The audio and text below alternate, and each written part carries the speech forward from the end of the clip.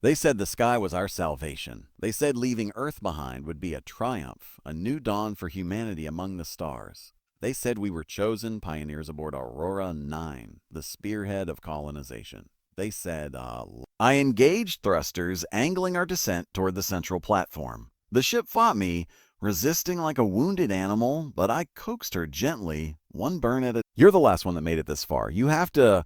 The mirror went black. I backed away slowly, heart pounding, every hair on my body standing on end. My suit pinged a change. Comms active.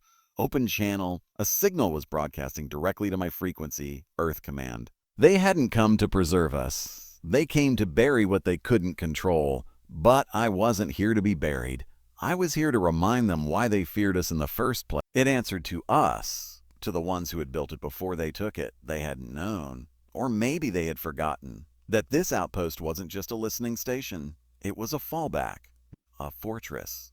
And I had... In the distance, the curators wailed not with voices, but in the very fabric of the city itself. The air trembled, walls cracked. They were unraveling. Their hold on this place was slipping. For the first time, I could feel the city trying to reject them. It remembered who it belonged